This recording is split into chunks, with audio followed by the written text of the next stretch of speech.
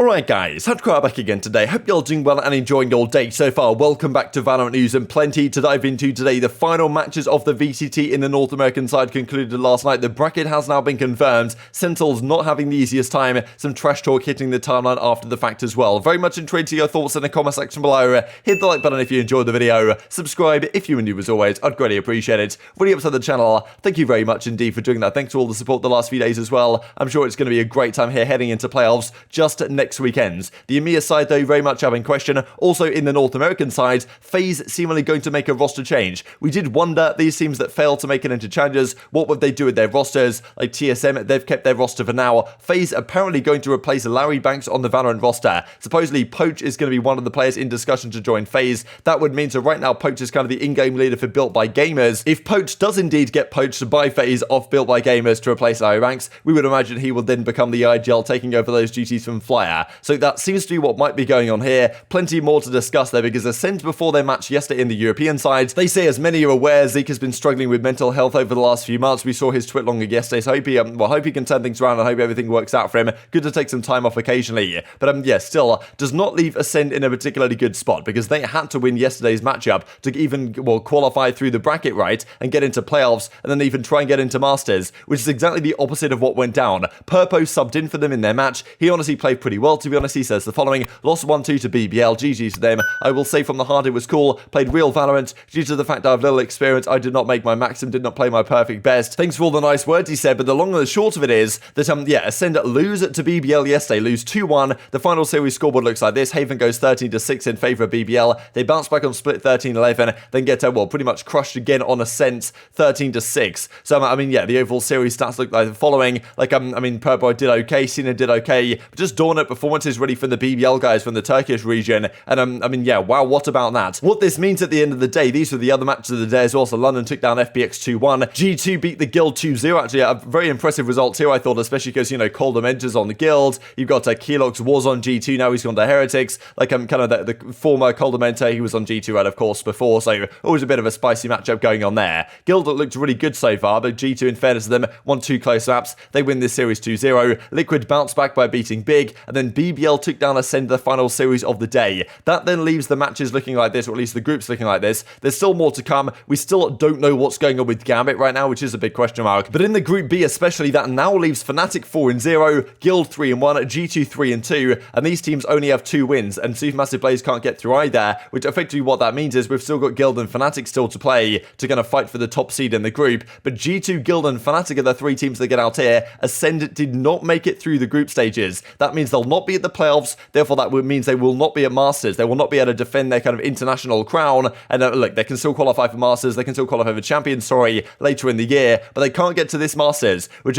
quite remarkable. They win Champions, a few months later, the team doesn't seem to be quite as coherent. They've got Zeke suffering with some mental health stuff, but even before that, they weren't looking so good either. And they're not going to be there to retain their kind of international crown at Masters. So remarkable stuff, but plenty more to discuss in this video. We've got to talk about the North American side, because there was a lot going on there as well, in terms of which teams, where are they going to stand in the groups? Can they get through? Seeding matches generally yesterday, but seeding is honestly very important here, because we said yesterday that there was a possibility that OpTic are going to overhaul Sentinels, where they theoretically get maybe an easier game in their first round matchup, which is exactly what ends up happening. So Sentinels play this series, they honestly get kind of crushed by version 1, especially the game 1, Penny finds 4 in mid over here on the Ascent. I was very impressed by version 1, this team looks very scary, and I think, understandably so. We know this team is very good, we knew coming into the series this team was very good, but just watching them play against a team like Sentinels, Sentinels, it's just funny watching them play sometimes. Their raw talent is no doubt incredible, but you see so often where they're peaking solo, they're just so staggered, right, in terms of someone will come through, will use some utility, then the other one will come through after them and they'll lose the gunfight. I don't know, it just seems version 1 play a much more coherent version of Valorant than Sentinels do right now, at least this game 1. Of course, look, it was an online game, it doesn't matter all that much in the grand course of things, but when we look at the kind of the matches and the way this has worked out actually for Sentinels at the end of the video, it's probably a series they wish they would have ended up winning. It then goes to Haven. Sentinels have a nice advantage early on.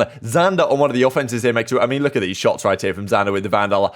This was just absolutely beautiful. He's suppressed underneath the balcony. 1, 2, 3. Gets the ace as well through the wall. That was just an absolutely ridiculous round from him, and that really catalyzes the comeback here from version 1 in this game. This also was ridiculous here from Whippy. When you've got the Tour de Force in hand, it's just so difficult to stop in a choke point like this. Gets the first kill. Poor Forsick is trying to run away. He gets taken down as well. Third kill, fourth kill. Also, like, the patience on the third kill was really impressive. I think a lot of people would kind of afflict to the third guy, try and take the shots. He just lines it up, gets the kill, gets the fourth kill as well. Like, I mean, yeah, that was a beautiful round also. So yeah, version 1 at that point, they got up 10-7. There was a few rounds that Sentinels bounced back in, but they lose this series 2-0. Honestly, I think as most people were expecting, right, version 1 seemingly along there with Cloud9, like the best team in the North American region, undefeated, of course, in that group stage. But yeah, Sentinels, of course, fall short. They've got a lot of work to do here going into the upcoming matches. And yes, certainly, there was some reaction on Twitter, as you might well expect. Sentinels say, that's it, we're flying TenZ to Texas. This we talked about a couple of days ago, that he might be moving in with dapr, right, for the playoffs. But, I mean, yeah, still, this is weird for Sentinels to me. Like, TenZ knows, surely, when he moved to LA, it makes sense he's out there, right? His girlfriend's out there, she's content creator for 100 Thieves, they're based in LA, but still, as a professional player, it does affect you in these matches on the ping situation to be out there on like 70, 80 ping to some of these servers. This firstly, though, from Zander, I thought was kind of funny because there was some comments here from ShahZaM a while ago, like, why does Saw not win if this Zander guy is so good? Of course, he's no longer on Saw, he's now on version 1, and yeah, they looked so good this event, right? 5-0 in the group stages. Like, yeah, there was even some reply here from Zoms Dice from cringe in the reply, because, I mean, yeah, this is just how it goes. Zoms does like to have a good time on the timeline, but yeah, certainly Zander and some of the version 1 guys are not going to hold back from a victory like this, an opportunity like this, to say some things on Twitter. Now, ShahZaM says, lost 0-2 versus version 1, extremely disappointing game, we shall fix it for playoffs. I do wonder if this is just a meme at this point, because ShahZaM seems to say this after every single loss, they're going to fix it. I wonder if they lose at the playoffs, what are they going to fix it for then? Like, fix it for the next stage? I don't know. I still believe it's possible for them to turn it around, but just the final few series, the way it's gone, hasn't been particularly impressive, I would argue, especially coming against teams like version 1, teams like Cloud9. Only 2 teams, don't forget, actually get through the playoffs to Masters from North America. So Cloud9 are certainly the favourites. Version 1, they just lost to Sentinels right here pretty comfortably. So,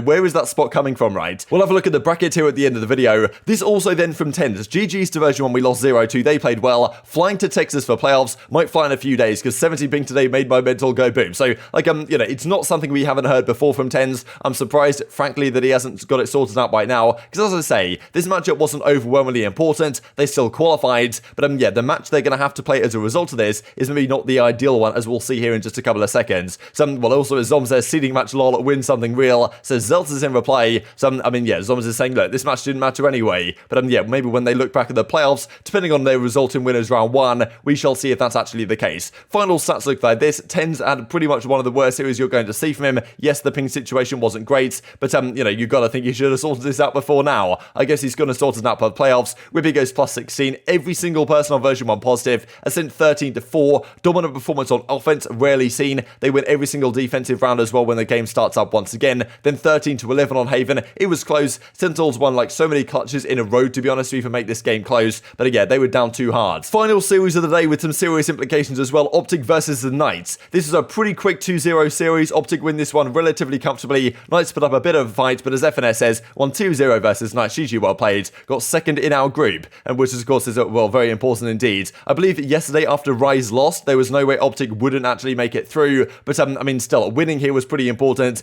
getting them the seeding they wanted to play a team that theoretically is slightly more easy to beat. So quickly looking at the scoreboard here, Victor plus 21, Ye plus 17, Crashies plus 11, Acend 13-6, Bind 13-7. So yeah, pretty comfortable for OpTic, as you might well expect. That now leaves the groups sitting as follows, just to close out the video. So, this is the final group standings of both groups. Cloud9 5-0, Guard 4-1, Exet 3-2. Of course, we looked at this beautiful Group A yesterday with all the numbers in descending and ascending order. But yeah, the Group B is somewhat more interesting. Version 1 5-0 at the end of it. They beat Sentinels. Now, Sentinels defeat there, plus OpTic's victory against Knights puts both teams at 3-2, but because OpTic beat Sentinels in their matchup, therefore OpTic get the number 2 seed. That therefore means that when these 8 teams go to the playoffs, of course only 2 of these 8 teams will actually get through to Masters. The matches that happen here are maybe unfavourable for Sentinels. So these are the first round games as a result. So the first seed in Group A plays the 4th seed in Group B, and then it kind of just goes across like that. So Cloud9 play the Knights. They get a nice first round matchup. They should probably win this one. OpTic play Acend. Not the easiest game in the world for OpTic, but still they should be favourites. They're Acend a solid team, but not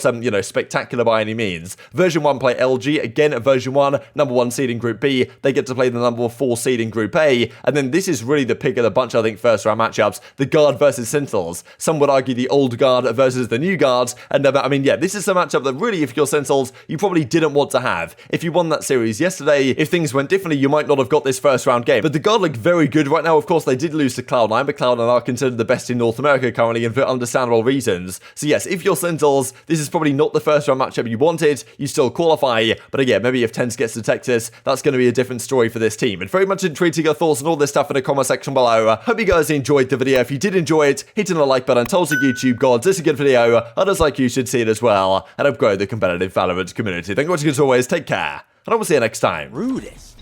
That's actually Zellsis popping It's Zellsis popping his KO ult before Sick can pop his. So they've shut down the KO ult on their side, allows them to get the paranoia off. Dude, the time's running out, right? Sentinels, they've got to try and come up with something big right now. They're trying to hold it down, Zander! What is that?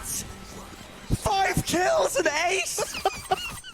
Disgusting, man. Disgusting. Brutal for version 1. I haven't killed the trip. Oh, okay. I mean, he's lucky he gets away with that, honestly. If there were more players there, he'd be losing his gun.